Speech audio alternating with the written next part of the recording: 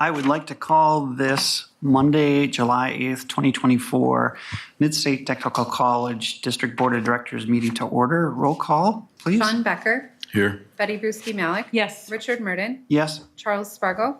Yes. Ari Vang. Here. Ryan Zietlow. Open meeting certification. This July 8th, 2024 meeting in the Mid-State Technical College District Board of Directors and all other meetings of the board and/or its committees is open to the public in compliance with state statutes. Notice of this meeting has been sent to news media and designated persons in an attempt to make the citizens of the Mid-State Technical College District aware of the place, time, and agenda of the meeting. Open forum. The open forum is at the option of the board chairperson, and ground rules have been established to ensure the orderly conduct of business. This is a meeting of the district board open to the public and not a public hearing. Persons who wish to address the district board may make a statement as long as it pertains to a specific agenda item. Individuals should not expect to engage in discussion with the members of the district board. The district board chairperson may or may not respond to statements made. Is there anybody here making a statement? All right. Then we go on to last month's June 17th board meeting minutes. I'd entertain a motion to approve. So moved. We have a motion. Is there a second? Second. We have a motion and a second. Any discussion? All those in favor signify by saying aye. Aye. Opposed? Okay. Minutes are approved. Action on consent agenda. We have the payment of bills and payroll, contracted service agreements, and procurement for goods and services. District board approval of hires and resignations. Is there a motion to approve the consent agenda? So move. I would There's a second motion. that. Is there a second? Second. One of the questions I had on the bills and payroll is the fee came in, and I don't know if it's a quarterly fee for Willem. Yeah, Do we feel we're getting our value from the Willem? as of right now, yes. Okay. Because we still need them right now as we're working with our anthology and the support. So Okay. I would say yes. Brad, would you agree with that? Yes. Okay. Yeah. Any other discussion? I'd just make a comment that contracted services have done really well. This month was a low one, but I think we're $125,000 over budget for the year, so they've done an outstanding job. Like 525 or 550 versus 425 budget, something like Okay. that. Just outstanding. All in favor, I think do this a is a roll roll call on call. that? Yeah. Sean Becker. Here. Betty Brusky Malik. Yes. Charles Spargo. Yes. Ari Vang. Yes. Richard Murden. Yes. Chairperson's report. Thank you all for your attendance. Ryan asked to be excused. Were we expecting Terry or no? Terry is Oh, that's re-upping? momentarily off of the board, Oh. just until he's approved next week. Okay, all right. ACCT Leadership Congress is this October 23rd through the 26th in Seattle. Anyone interested, let Angie know before July 15th to ensure proper arrangements are made. Board appointment, we will initiate the process for appointment of an employer member. Dates for application period and appointment meeting will be shared as they are solidified. Our next meeting will be Monday, August 19th, and that will be at a regular time. Committee of the Whole will begin at 5 p.m. and we'll be meeting at right here at Wisconsin Rapids campus. Question, you Yep. missed number 2, the state board update? District Boards Association? Yes. Our next, we have a Zoom meeting on July 24th Okay. for the Board of Directors. So I plan on attending that. And any updates on any No, status? Okay. no, that'll be probably after next week's state board meeting. Okay. We're gonna get an update on the, on what you shared the other day about the Yes. finalist? Okay. That might come next week. Okay. Interesting. Do we have anyone going to the meeting in Seattle, the One. ACCT leadership? You are? Yeah. I don't know if anybody else is. I'm kind of looking into it. Yeah. I should be able to. Let me know if you don't go, then maybe I will. All right.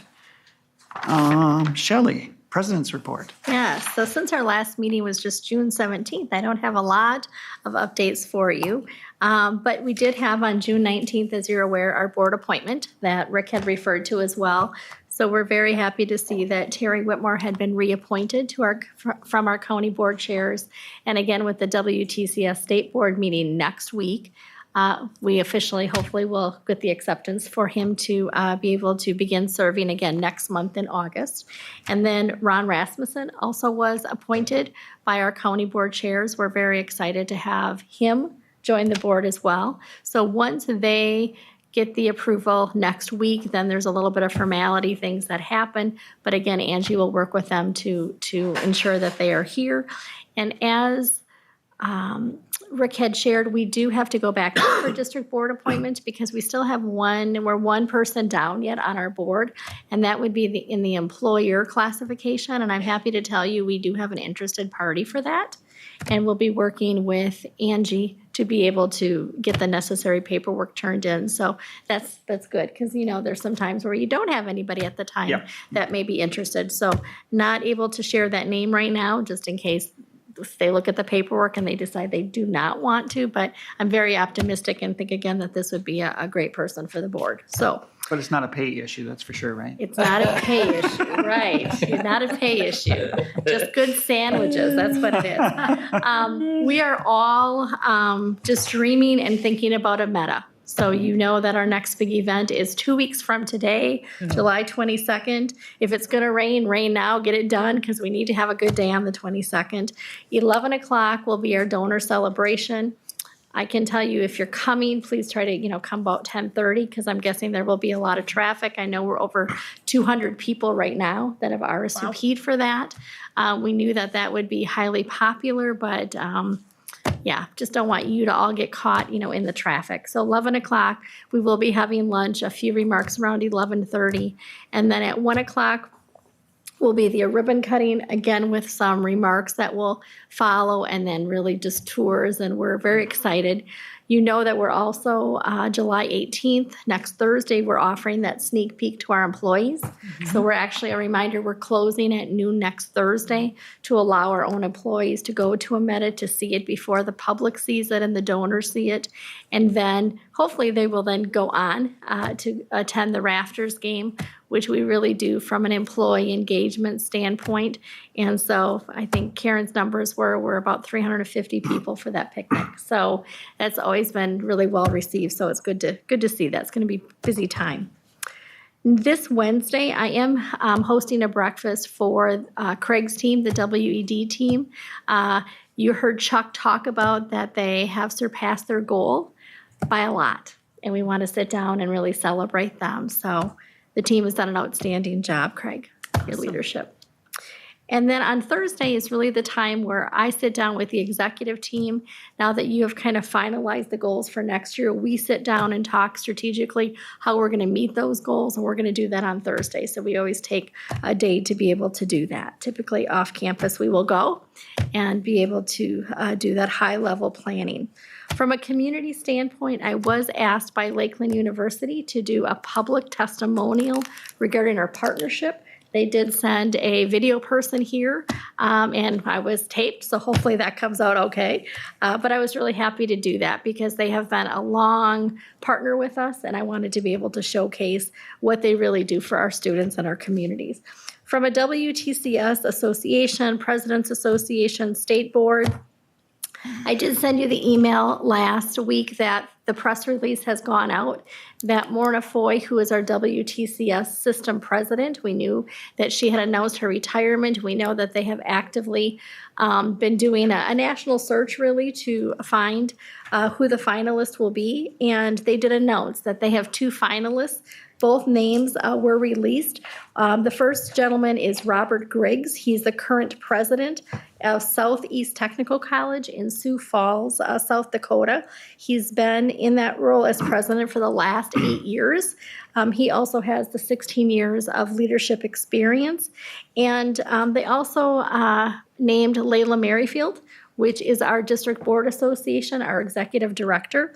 I believe that final interviews are going to be conducted on August 7th by the WTCS State Board. So I would assume that they will be making that announcement shortly after August 7th as to if one of them will be named in that position. So we are eagerly awaiting to find out who that finalist, well, we know we have 2 finalists, but who the candidate will actually be.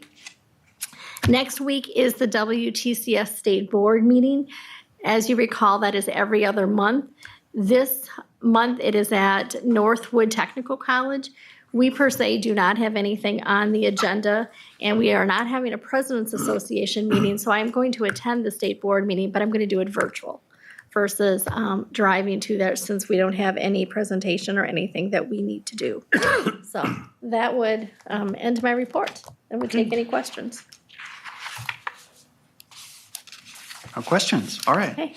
Committee reports, finance, infrastructure. Chuck? We've already reviewed the consent information, and there were no unresolved questions from that meeting. And because this meeting is earlier in the month than normal, we don't have financial reports for the past month. So in August, we'll have a double duty again with June and July activities being reviewed. We had one action item this evening. You should have information at your place, resolution for the awarding of bid number 837, the replacement of glass for the greenhouse on this campus. In following policy and statute, the college uses 2 methods for procurement of goods and services. A bid is used when a complete, adequate, and realistic purchase description is available, and the procurement lends itself to a firm fixed price contract, and selection of the supplier can be made principally on the basis of price. A request for proposal, or RFP, is used when factors other than price are of primary consideration in awarding. In accordance with State Statute 38.18, the invitation to bid was first published in the board-designated newspaper, the Marshfield News Herald. The public bid opening was held, it's noted on the scoring sheet. The responses were submitted, documented, opened, and recorded in accordance with college and WTCS policies and procedures. The committee reviewed the bid in detail and have recommended to bring it forward to the board. Please refer to your packet at your seat, and I would make a motion that we accept bid number 837 for greenhouse glass replacement be awarded to United Greenhouse Systems in the amount of $86,694. And you can see they were substantially under the next lowest bidder and roughly 1/3 the price of the highest bidder. So there was not much question about who it should be awarded to. So I made that motion. I'll second it. So we have a motion and a second discussion. So yeah, I mean, I think it was last month where we had, 2 bids that were within like $1,000. Now here we see one of the bids 3 times as much. Is just incredible to see that. And that's from a Wisconsin company, you know what I mean? And twice the amount of the one from Wichita. Bizarre. Any other discussion? It's a roll call? Yes. Betty Brusky Malik. Yes. Charles Spargo. Yes. Ari Vang. Yes. Sean Becker. Yes. Richard Murden. Yeah. Yes. Okay, we had one informational item concerning the outcome-based funding categories for 2025. You have a packet at your place with several pages with details there. On the second page are the pillars of our strategic plan of moving forward together. As you review the categories later in the packet, you'll notice the link between our strategic plan and the outcome-based funding categories. To help staff and us remember the categories, page 3 highlights the phrase used, "Chad got a job in central Wisconsin," with the categories related to each word in the phrase. The makeup of the selection team is on page 4. This group works collaboratively to determine the categories that benefit the college and uses the exercises to reinforce our continuous improvement efforts in educating our students by trying to strengthen all 10 categories. On page 5 is the listing and rank of each category. We did not select credit for prior learning, dual enrollment, and workforce training. We did make one change this year. We replaced credit for prior learning with high-demand fields. The general rule of thumb is that the larger colleges perform better on the credit for prior learning due to the criteria used, mainly the student FTE accounts. The last page, page 6, provides our outcome-based funding results as compared to last year and highlights the improvement made. And of note is the adult education transition and adult education success garnering the greatest dollar amount.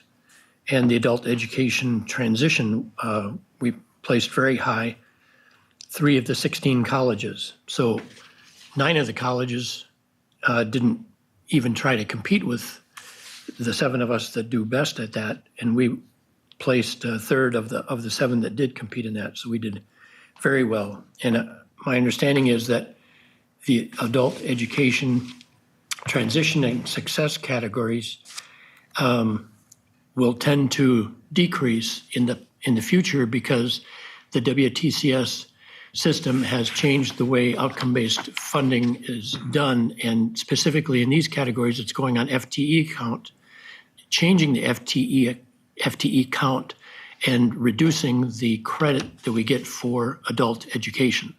So it was shared earlier that we're losing FTE in the next couple of years, 30 in each of the next 2 years. So 30 the first year, 60 the second year.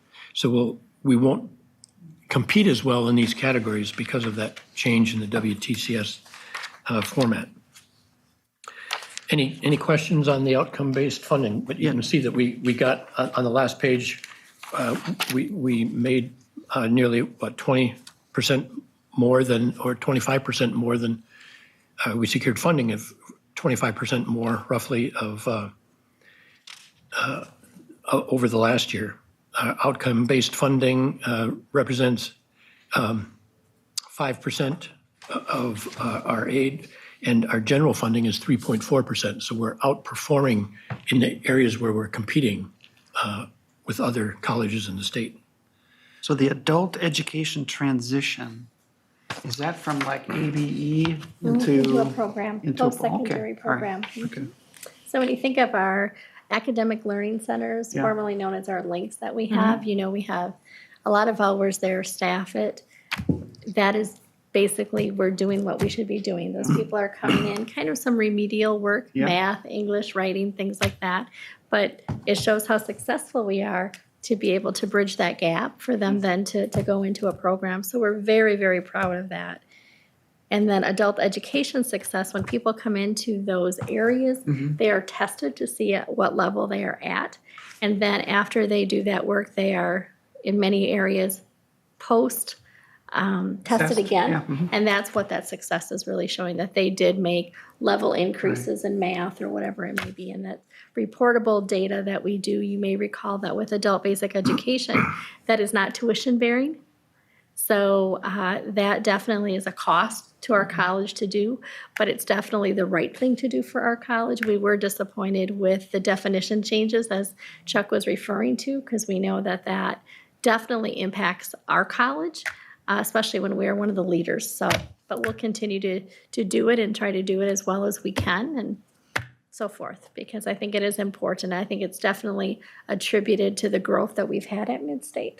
So we definitely, I can tell you there are some colleges that are going to reduce it drastically. There are some colleges that are talking about at some of their campuses not offering it anymore because it is a high cost area with very, when you look at it from a return on investment Right. directly, you're not going to have that because it's not tuition bearing. At this point, we're keeping on doing what we need to do, and maybe down the road we'll have to make some adjustments, but we're going to keep doing the right thing right now. Do we know, based on what we have, based on our success today, how much of a decrease that will be on this number? Because this. Well, we get to choose Yeah. which Next year. categories, Yeah. right? So we'll be choosing different categories. You know what I We mean? don't know. The only thing we know right now, Ari, would be that decrease in our FTE projections based on those redefinitions that have been, knowing how much FTE did we garner from those, Right. knowing they're gonna go away. That's where the staff, I think, has done as close as they can. What's that estimation? So when we built that budget, when we talked about, gosh, we know there could be a 30 FTE loss there.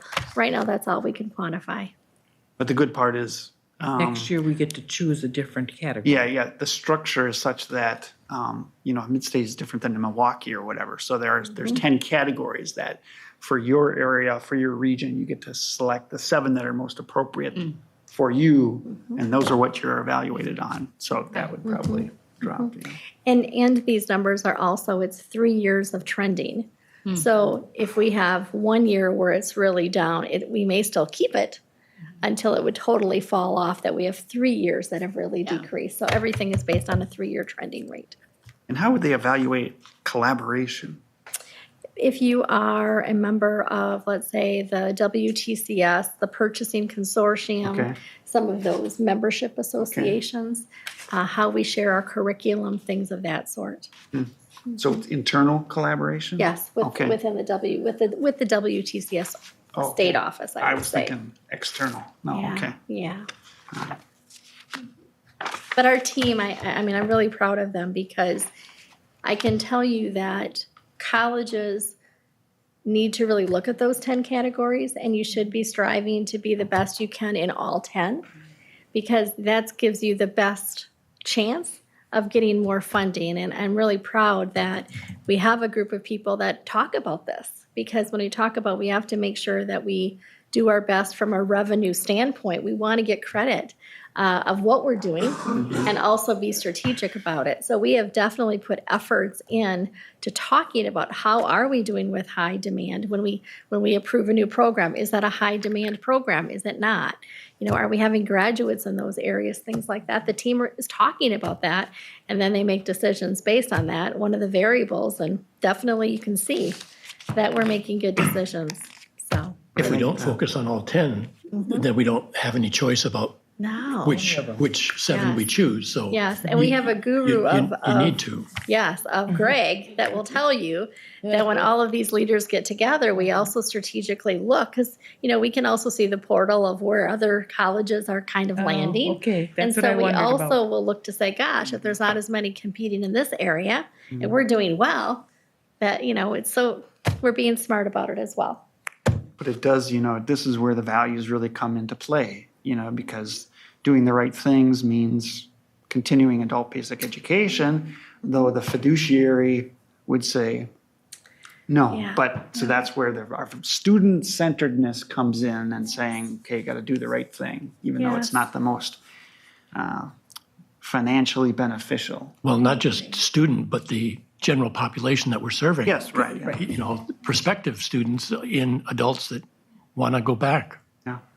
I have a question. Have we been pretty consistent with this over the years, this 5% increase? Have we been strategically going up 5%-ish? Going up a little bit, maybe 0.5% a year for the Oh. last 4 or 5 years. Okay, so this 5% is big. This is the top year. Yeah, last year was 4.5 on that page. Okay. Before that was like 4.5. 4.3 or 4.2. Okay. And that would make sense because when you think of 3-year trending, Mm-hmm. we have to have some of those years, right, that were maybe not as good fall off, and now we've got better years, and that's why So what are you're you gonna seeing do that next increase. year to keep up with this? Chris? Don't know yet. Don't know yet. Okay. We keep talking. Reviewing, Yeah. how we can continuously, there was a meeting today about adult education, so even though we pass, how can we, adjust and that's what. Like I think I mentioned in committee, Amber, our dean of general education, in the link, said, here's what our strategic plan to for prior learning.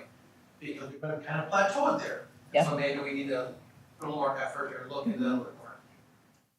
I think the key is that we have really a committee that looks at it and is strategizing and really making it a focus, where I think the team would tell you that Mandy, especially being on the executive team, outcomes-based funding was not something, it just kind of however it fell. And we're not doing it that way anymore. We're very much saying, hey, these are important areas. And the percentage is important, Betty, because if you remember when outcomes-based funding came around, there was really a concern of colleges that if 30% of our state funding was going to be through outcomes-based funding, that was going to hurt the colleges. What Greg is showing you here is that we'd love it to be 100% right now. Well, that would scare us a little bit. But it just means that we're getting more of a percentage in these categories than if it general. was just the general. general. So we should feel really good that we are a high-performing college, and we can show that. So we're not afraid of it. The not selecting dual enrollment, it's a little bit surprising because the last, 2 years, we've been over $1 million, right? We've seen a lot of increase. But I don't know the we don't other- have a lot of students compared to a Milwaukee or Madison. Yeah, well, I don't know how they judge that, if it's Yeah, it's still number of percentage students based. and number of credits granted, so. It is, We just okay. can't compete. Okay. Some of those categories, it truly is based on Size, okay. And that, if you know, if you remember, that's Mary, that has been a focus around the state. Yes. So even though we've been increasing significantly, Yeah, other colleges are going up as well, maybe not as much percentage-wise as us, but when you look at the numbers. okay. Yeah. Thank you. That concludes the Finance and Infrastructure Committee. All right, thank you, Chuck. Good, thank you. On to Academic and Student Services Committee. Ari, Okay. All right, we do not have any consent agenda items, but we do have some information only items at your desk or place. You should see this sheet here with a bunch of QR codes. So this tells you, or what it does is it provides a overall summary of the variety of student support services to help each student be successful here at Midstate. This flyer, again, is an overview of the services and the services that are critical to the success of our students. And we're seeing an increase in the use of many of these services, these support services offered. Some of the stats on these services is that we have academic advising appointments increased by 7%. Career services increased by 20%, and financial aid by 17%. I don't know why. Addressing academic, personal, and financial barriers for students helps improve retention and graduation rates. This is especially true for community college students, and why we continually evaluate the needs of our students to determine if we need to modify services in any way. So this is for you to keep and understand, like, where you can get, where the students can get all of their support services in one place. you learn something new every day. What's Lawyers for Learners?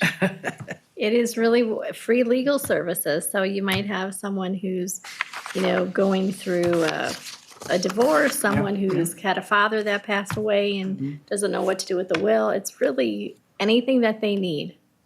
They have that first call, right? And then to get some direction.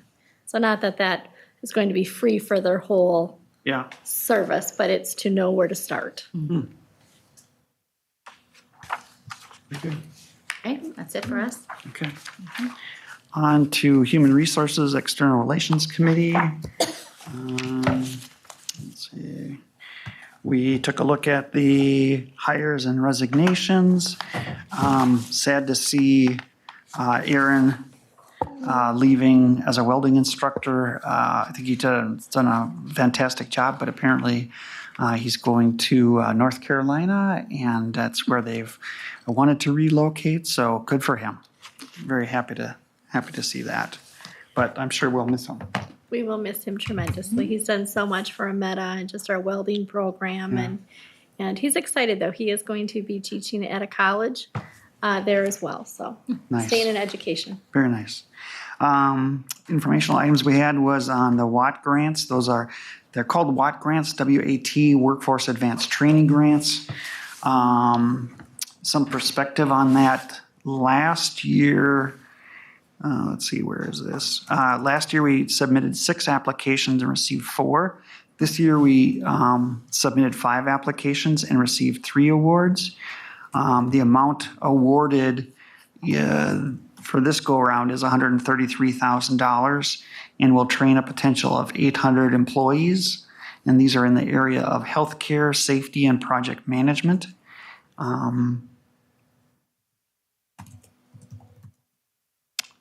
Oh, I'm sorry, that was, yeah.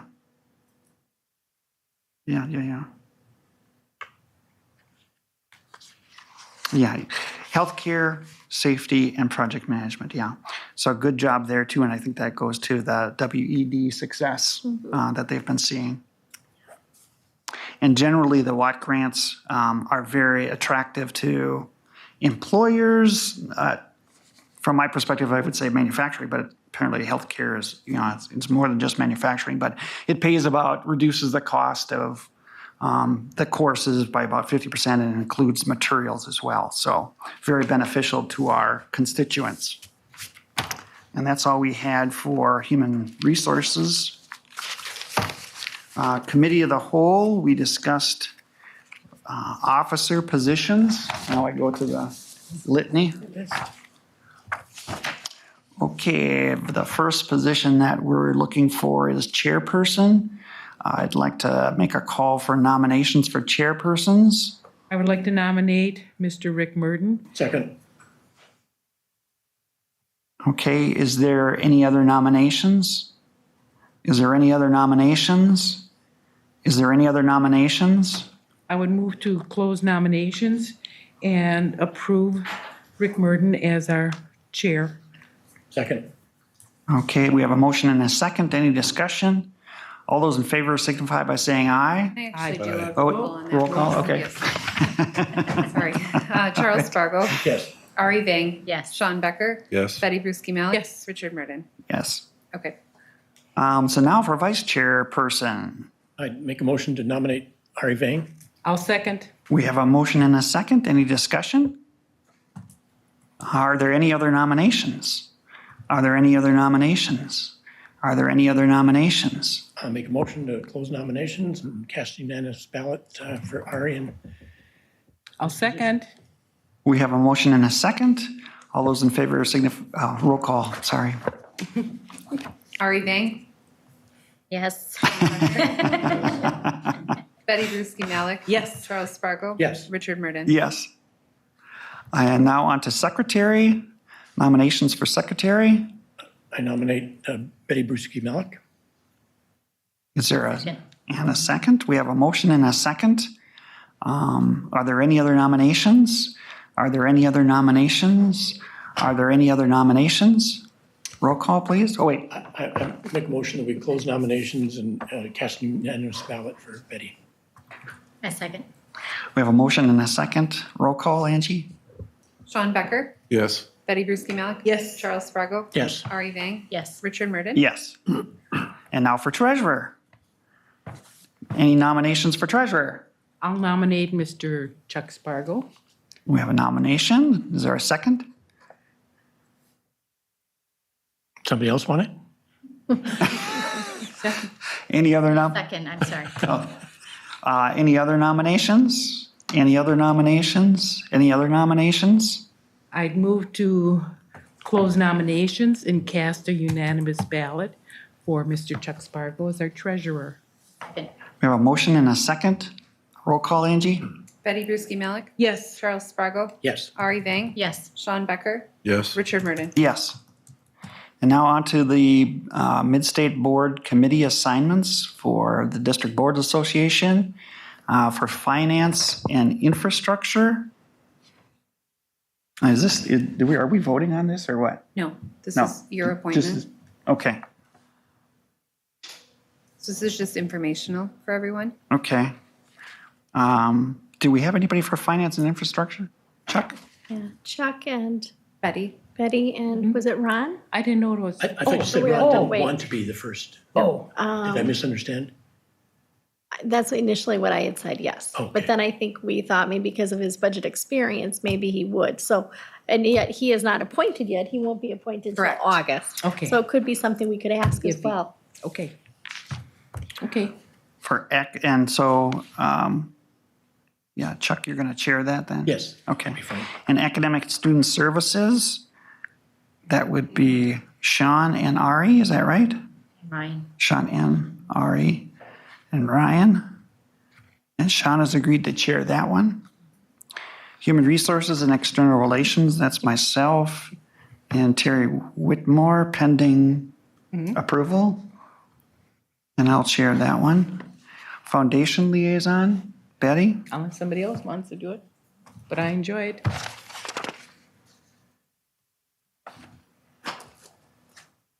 It? It is. All right, okay. Thank you. See, also at the Committee of the Whole, we previewed a board portal, which will be an online repository of information for and from our board meetings, so an easy referral, so we don't have to dig through everything trying to find where that was from the last meeting or where we put everything. So we thank the staff for putting that portal together. Much appreciated. Next, we have discussion and action, the strategic plan. Chris.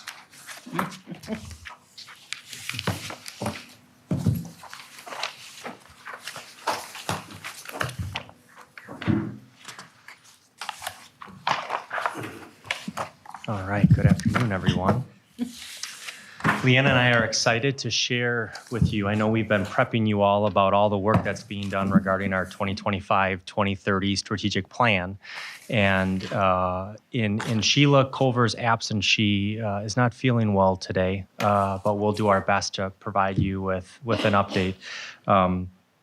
I know the last time we came to you, we had shared information was back in March regarding all the work and progress that we were making in terms of sending out our survey results and gathering data. And there's been just a lot of discussion. So tonight, we're going to provide you with an update and some of the results of that discussion and allow you to ask any questions related to that. Okay, let's take a look at our process of doing the strategic plan. So we work in 5-year cycles. We are finishing up our cycle that went from 2020 to 2025. And you can see the pillars that we selected in our last cycle in the visual that we have on the screen. Our next cycle will begin in 2025 and go through 2030. Does that sound like a long time in the future? Yes. Yeah, it It's hard to does. believe. The strategic planning has been led by an 8-member strategic plan core team who facilitates decision-making and timeline planning. And then we also have a 26-member cross-departmental strategic planning committee that includes a wide variety of people, including our student representation. And we had a dynamic student as part of this process this year. So very, very exciting. As part of our process, we started this academic year with campus advisory committee meetings and got feedback from those campus meetings with along the lines of our pillars. And we used that information to start our environmental scan. Within our environmental scan that took place through the winter, we looked at research, we looked at our institutional data, we looked at all of the surveys that we send out to students and gathered that information from those surveys, employee feedback, and then Shelley does the one-on-one meetings, and she gave us feedback on the themes that she saw emerge from those, and those all became part of an environmental scanning document that we used to work through our strategic planning. In spring of 2024, and you were part of this, we did the strategic planning survey targeting all of our stakeholder groups. We had a phenomenal turnout, or I guess they didn't turn out. They did the survey, so really good numbers on that. And then from all of that information, Sheila calls it environmental scanning 1.0, 2.0, 3.0. So we took all of that, and with every bit of feedback we got, she enhanced our environmental scan. And then we did SWOT analysis with our committees and with our campus level SWOTs and strategic planning SWOTs, gathered that information and added that also to the environmental scan. Then we did our meeting session and looked at recommendations on mission, vision, and core values, which you'll see throughout this. And we made recommendations for our next set of strategic directions. There's a lot of work that goes into that, and it was exciting to see the outcome. All right.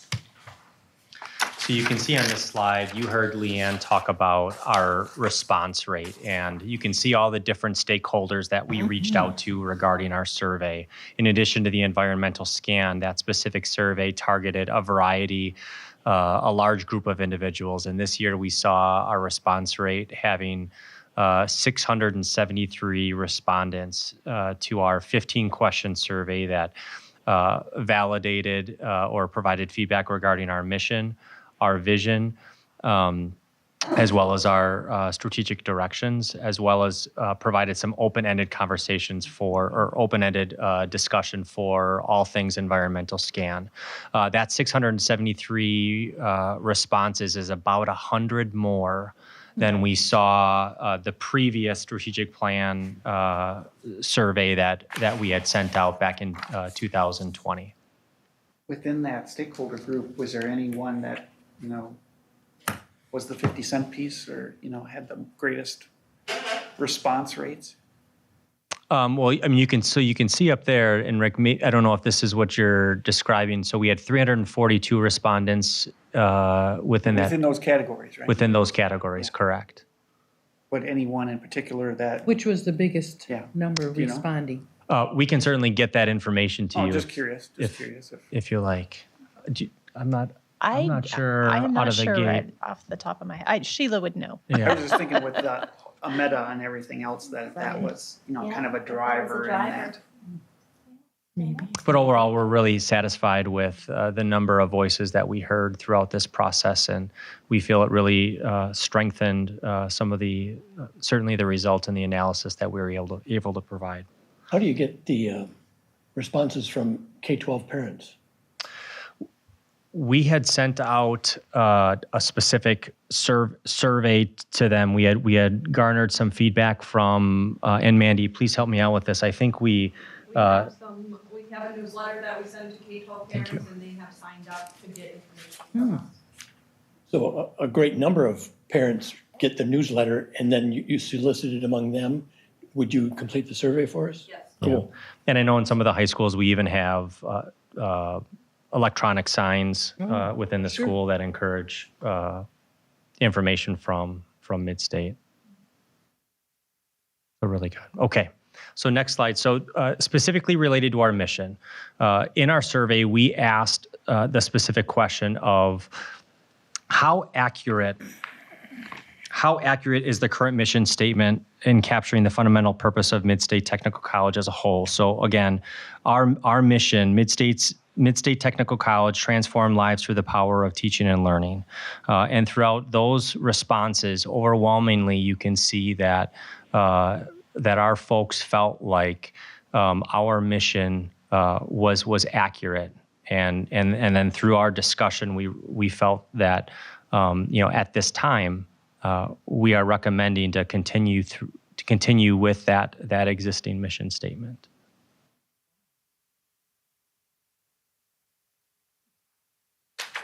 In addition to the mission, we also asked that question similarly to the vision. How accurate is our vision? So how accurate is the current vision statement in capturing what the college as a whole strives to be? And again, Midstate Technical College is the educational provider of first choice for its communities. And similarly, we feel that our existing vision statement accurately speaks to itself. We do feel there was some discussion around that somewhat accurate, which is a little higher than our mission. And many of the questions related to that the 137 responses of somewhat accurate were related to first choice. Mm-hmm. And oftentimes we serve many students that come to us after they've gone elsewhere. And I think what our discussion internally really focused around was a vision is what we aspire to be. And we still believe that we continue to aspire to be the first choice provider to our students. But ultimately, we absolutely will support any student that comes to Midstate, whether they're the first choice or not. So our recommendation is that we continue to keep that vision statement as stated. But within the district, having a university, UWSP, you know what I mean? I think that's very significant, you know? And I mean, I love that when you think there was this, 670 and only 21 people really said not so accurate, and then 27. The 21 that have no opinion, usually from the data, they're not a yes or a no. So, I mean, wow, it's resonating with people. Yeah. Definitely is. It certainly is affirmation. Absolutely. So then, continuing on our core values, validating our core values, you can see the high appreciation for continuing those core values: student centeredness, integrity, commitment, accountability, respect, and exceptional service. So we on that survey, if you recall, we asked the question that's denoted up there, and our recommendation is to continue with those core values as they've been validated.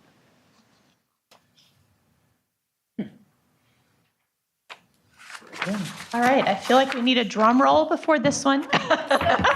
Thank you. This was exciting because all of the environmental scanning, all of the SWOT analysis, everything that we did brought us to these 4 pillars. And the 4 pillars that we have selected this year are educational quality, identity, accessibility, and community engagement. Another word or theme rose up during our environmental scan, and that was the word or the theme agility. And as we looked at that, we made the determination that agility really is interwoven through all of our other 4 themes that came out. So you'll see that in our communication and the things that we do, agility will be throughout. Can you explain more about identity? What do you mean by that? By agility? Identity. Oh, identity. I had the same question, We but I are think going she's got to. slides on each one, right? Yes, I have slides on each okay, one, all so right. we will dive into that. Okay. That was a great segue. Thank you. All right, our first pillar is educational quality. And really, you can read what the theme revolves around, but we're really looking at impactful action, our alignment, addressing disparities and promoting staff diversity. This prioritizes student success, sustaining continuous growth, and authenticity in decision making. Most importantly, and I love this the last sentence to me says it all. It recognizes that educational quality defines our college's identity. That's huge. I picked out just a couple of statements to highlight in there. I've noticed these are directly from the surveys and the qualitative analysis. I have noticed the changes in the mindset of faculty and staff since I began Mid-State. I believe you are on the right path for the future, student success and growth. So when students notice that and make comments, that's a positive for sure. The next one, artificial intelligence, came up quite a bit in our environmental scanning. So artificial intelligence is a major opportunity and threat. Our online education model and rigor are particularly at risk. Yeah. So addressing that through educational quality will be important. And then the last statement, improve, expand, and develop the relationship with the students and really partner with them throughout their journey. I love that the feedback gave us what we're doing well and challenged us for what we're going forward with, and those are great examples. The next slide, identity. Identity really revolves around strengthening community ties and showcasing our district identity, making us that first choice for students. It involves understanding public perception, engaging meaningfully with stakeholders, overcoming legislative challenges, and contributing positively to the community. It's about making Mid-State a vibrant hub that people remember and value. And I know that that is our intense desire. I chose to highlight the last statement here. To enhance the college's value within our communities, it's crucial to emphasize our partnerships and transferability. This helps dispel any stigma surrounding technical college education and showcases that our educational offerings are in line with those offered at our university partners. So does that help the identity Yeah. define? Does that help identify identity? All right. Accessibility revolves around meeting students where they are in their career paths, intentionally designing programs to meet employer need and facilitate reskilling. It's streamlined admissions with pathways, HSED, GED, dual credit, to enhance accessibility of education to our community. And the two that I chose to highlight here, by aligning programs with workforce needs and ensuring easy credit transfer from other institutions or work experiences, the college enhances its relevance and provides clear pathways for students' academic and career advancement. And then the other one here, the one thing constant in life is change. We need to be able to adapt to changes in the workforce, in society, and in community as soon as and as best as possible. So that really speaks to our accessibility for our workforce as well as our students. All right, and last we have community engagement, which revolves around fostering continuous learning through strong partnerships and collaboration. It prioritizes alignment and impactful engagements with our partners, and with a goal of retaining talent and cultivating partner relationships to strengthen our local economy. And in our qualitative feedback, by actively participating in community initiatives and collaborating with local stakeholders, the college can demonstrate its commitment to serving the community and addressing relevant issues. I love the next to last one, continue sincere connections. I love that somebody felt that, the sincerity of the connections that we seek to establish. And then to keep going with the initiatives that are working and look for more opportunities by continuing to engage with our K-12s and community partners. So Did a great job there, Leanne. You know what, it makes me think about, I guess just to give you a little history. Remember when we hired a consultant to put together that really pretty glossy strategic plan? And then I came in, remember, and we asked people, like, what's in our strategic plan? What are we trying to do?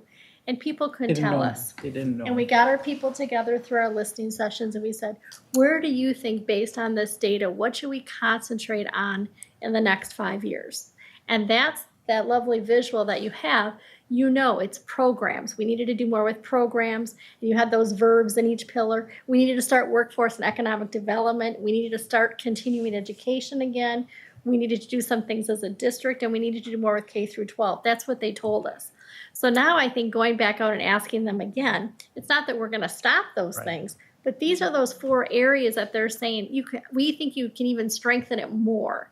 And I think that's exciting. And I think when you think about, you know, identity, I think we have really shown our growth. People always tell us, you're always in the paper. Well, we want to continue to do that and highlight those partnerships even more.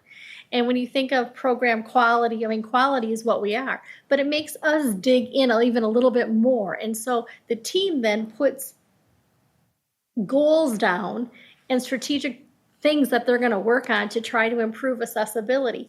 Our Mid-State on Central, that is a great example of accessibility. What's going to be the next thing that maybe we're going to try, right? So just wanted to kind of give you that because I think it really frames that over the next 5 years, we're not stopping workforce and economic development. We're not stopping continuing ed because I think that's all accessibility into Mid-State, but there might be some new things that we're going to do. So it's really, this is exciting. If I could have done a drum roll, Leanne, I would have done it because, and this is what people are telling us. So I think of the phrase, plan your work and work your plan. Really focus intentionally on building this strategic plan, seeking feedback, and that large 5-year plan roll into our annual team action plans. Provide metrics and outcomes and how we're moving the needle on that overall 5-year strategic plan. That's what we present to you in our dashboard.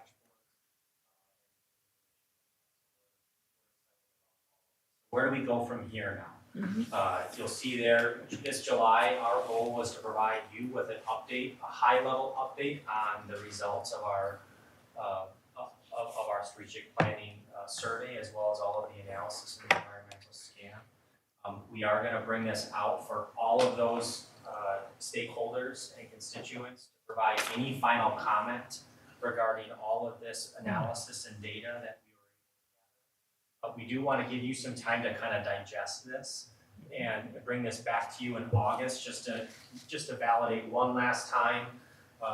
Any final thoughts since we provided this high-level overview to you? Are we still headed in the right direction? And we'll do that in August.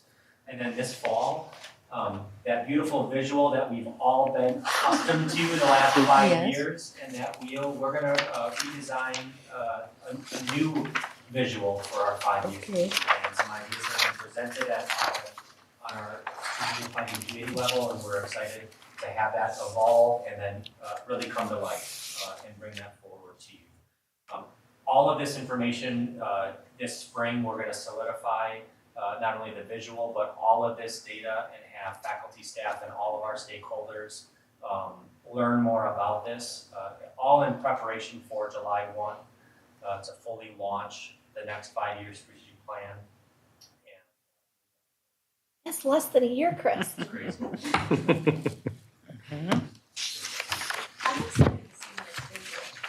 Me too. We are too. We are too. Thank you, answered them. Very good. Yeah. Okay, real quick, before I step away, I do want to share just a really quick update. I know Sheila was ill today and wasn't able to be present. I want to just publicly recognize all of the work that Sheila has done alongside of Leanne to get us to where we are today. There's been a lot of organization. Angie and Whitney have helped us bring this as far as we have, the executive leadership team.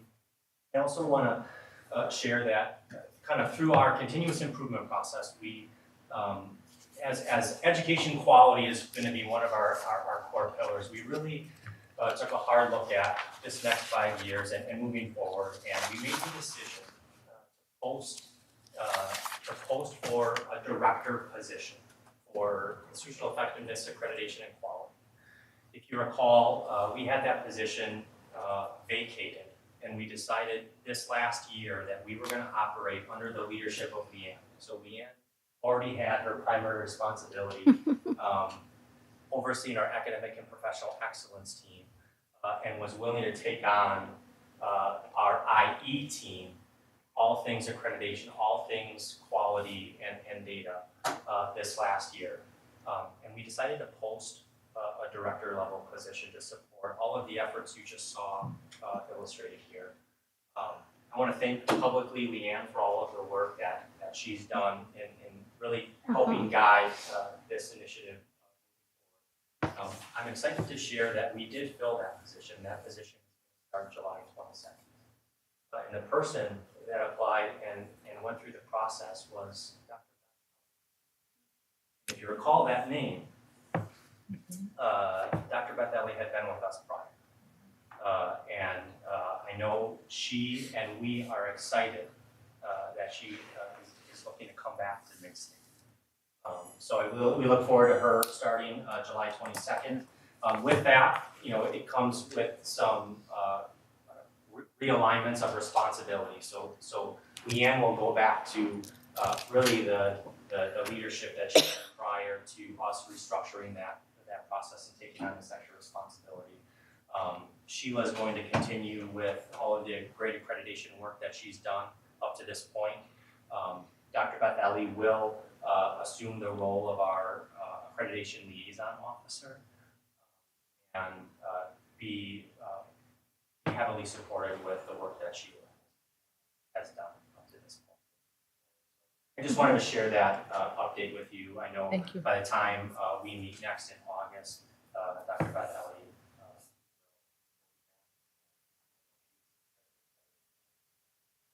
And so is the team, I hear. Sheila and everyone. Good news. Yes.